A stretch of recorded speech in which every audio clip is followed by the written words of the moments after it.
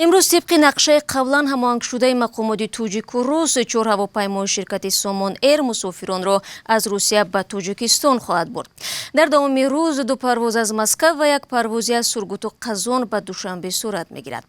جدول انتقال شهروندان تاجیکستان از روسیه به وطن با پروازهای خاص تا 15 سپتامبر تحریزی شده است. تاجیکستان از آخر ماه مارس به خاطر جلوگیری از کرونا ویروس پروازها به خارج را قطع کرد. تا حال تنها طریق پروازهای چارتری و به طور محدود شهروندان را از خارج به وطن برمیگردانند.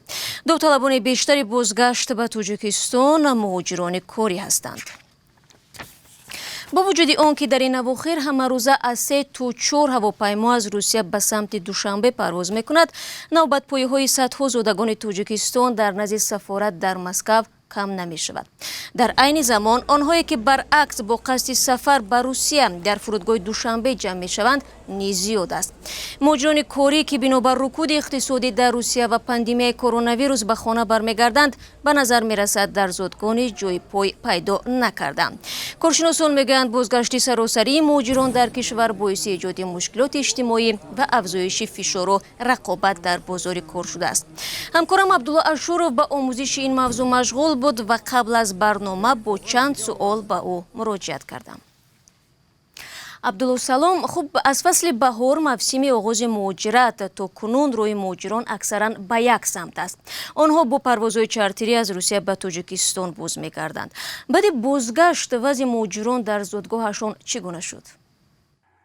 سلام شهلا. استقبال از مهاجران در وطن در مجموع چندان خوب هم نبود، چون در شرایط گسترش کرونا ویروس مقامات در سیمای مهاجران بیشتر منبع سرایت ویروس رو میدیدند. این است که در آغاز اکثر مهاجران پس از بازگشت در کرانتین 14 روزه قرار داده می شدند. حالا با بیشتر شدن امکان تشخیص ویروس نو از آنها طلب می شود که از کشوری سفر کردهشان یا خود روسیه سند عاری بودن از ویروس را با خود داشته باشند. این گونه برخورد به سبب هم نبود، چون در میانه های تابستان امسال حالت داشتیم که بیش از نصف از مهاجرانی که از قزاقستان با اتوبوس به تاجیکستان آورده شدند گرفتار کرونا ویروس برآمدند. تشخیص آن را نشان داد.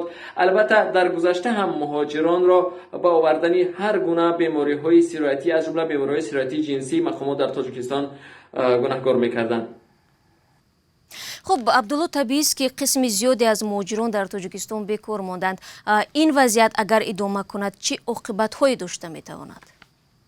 از حال عاقبت‌های آن را میتوان پیش بینی کرد. هفته گذشته در بازار نوساخته در شهر توس در ولایت ختلان که پس از آتش سوزی از نو بنیاد شد، یک همایش تاجران و بحث و کشمکش سر زد. مقامات از جمله گفتند که قسمی از آنها مهاجران کاری سابق هستند که اکنون تلاش دارند در این بازار جای کار پیدا کنند و صاحب دکان خود شوند. همین گونه شرکت‌های تاکسیرانی در شهر دوشنبه نیز از آن ابراز نگرانی کرده بودند که با بازگشت شمار زیادی مهاجران بسیاری ها به تاکسیرانی مشغولند و تاکسیران‌های رسمی کم درآمد می‌گیرند. خلاصه معلوم است که بازار کار در تاجیکستان امکان تامین مهاجران کاری را با جای کار و معاش شایسته ندارد.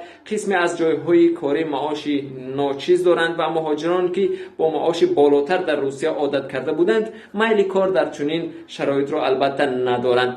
در دیگر کشورهای آسیای میانه نیز بازگشت مهاجران موجب مشکلات اجتماعی از جمله افزایش دزدی شده است. از جمله رئیس ولایت سرخندریای ازبکستان سبب افزایش دزدی و غارتگری را در این اواخر در این ولایت به بازگشت مهاجران ربط داد. روند مهاجرت بنابر پاندمی از تاجیکستان سال روان به طور قابل ملاحظه کاهش یافت. وزارت مهنت و مهاجرت تاجیکستان گفت در نیم سال 2020 حدود 130,000 نفر مهاجر برای دریافت کار وطن را ترک کرده روند مهاجرت 57% کاهش یافت. اما فعلا انتخاب زیاد نیست. حالا هموطنان در نوبت برای بازگشت به تاجیکستانند. شاید بعد مدت کوتاه درخواست با پرواز در سمت روسیه و دیگر کشورهای قبول کننده مهاجران کاری از تاجیکستان دوباره افزایش یابد. با تشکر از عبدالله که به سوالهای من پاسخ داد.